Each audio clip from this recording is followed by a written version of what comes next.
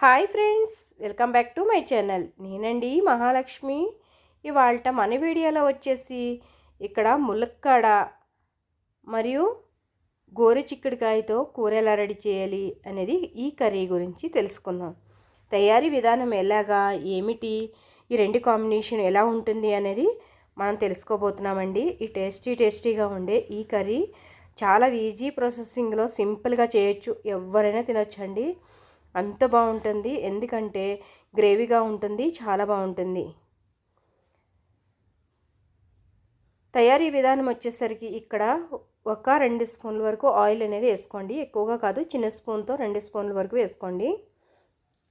Next వచ్చేసరికి ఇక్కడ సాజీరా వేస్తున్నాను, నార్మల్ జీరా కాదు, సాజీరా 1/2 టీ స్పూను.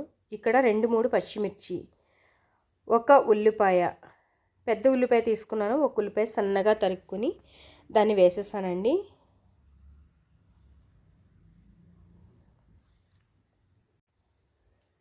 చూసారు కదండి, ఇలాగా ఉల్లిపాయ పచ్చిమిర్చి బాగా వేగాలి. అంటే ఎలా వేగాలి అంటే మగ్గిపోయేంత వరకు, అంటే బాగా బ్రౌన్ కని కాదు, కొంచెం మగ్గితే చాలండి. తర్వాత మనం వేయించేసుకోవడం చాలా ఈజీ అవుతుంది.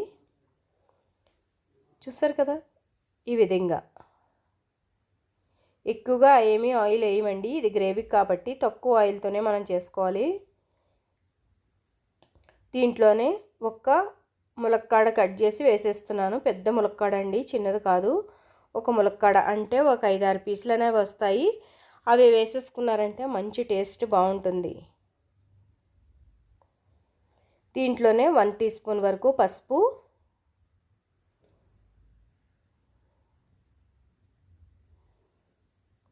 ఆ పసుపు వేసాక బాగా కలుపుకోవాలండి, ఎందుకంటే ఆ నూనెలోనే బాగా కలిసినట్టయితే కనుక టేస్ట్ బాగుంటుంది.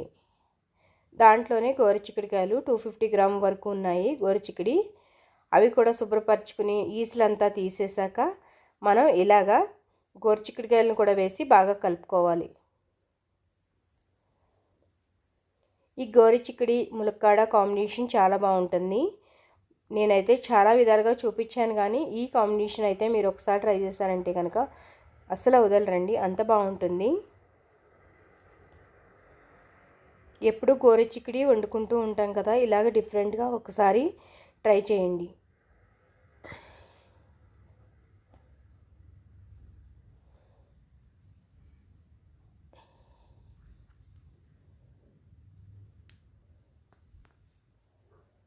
దీంట్లోనే 2 టమాటాలు కట్ చేసి సన్నగా అవి కూడా వేసేయండి. ఇలా సన్నగా కట్ చేయడం వల్ల బాగా మగ్గుతూ త్వరగా మగ్గి మనకి గ్రేవీ ఫామ్ అవుతుంది.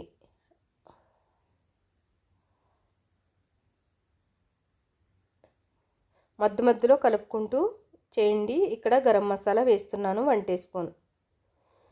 ఇక్కడ 2 స్పూన్ల వరకు కారం వేస్తున్నానండి. మీరు చూసి వేసుకోవచ్చు, మీరు తినే కారాన్ని బట్టి. వెంటనే మనం కుక్కర్ విజిల్ పెట్టేయకుండా మగ్గేయించుకుంటే బాగుంటుంది. ఇలాగా కారం వేసాక బాగా కలుపుకున్నాక మగ్గించుకోవాలి. ఇలా మగ్గిన ఒక 2 నిమిషాల పాటు వదిలేసారంటే కనుక ఇది కూరకు కూడా కొంచెం గోరుచిక్కుడుకాయలు వడలడానికి గట్టా టైం పడుతుందండి. ఇదేమీ అంత ఈజీ అయిపోదు, కానీ మనం టైం తీసుకుని అయితే చేయాలి. కుక్కర్ లిటిల్ క్లోజ్ చేయకుండానే మగ్గించుకోవాలండి. ఇలా మనం మగ్గిపోయింది కదా, ఇప్పుడు కావాలనుకుంటే వాటర్ యాడ్ చేసుకోవచ్చు. నేనైతే వాటర్ యాడ్ చేసేస్తాను, బాగానే మగ్గింది అనిపిస్తుంది.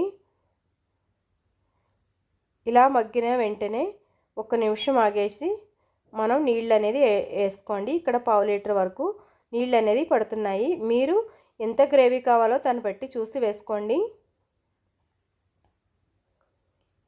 నీళ్ళైనా కారమైనా ఏదైనా కూడా మీరు తినే వాటిని బట్టి దాని ప్రకారంగా కర్రీ అనేది చేసుకుంటే టేస్టీగా ఉంటుంది.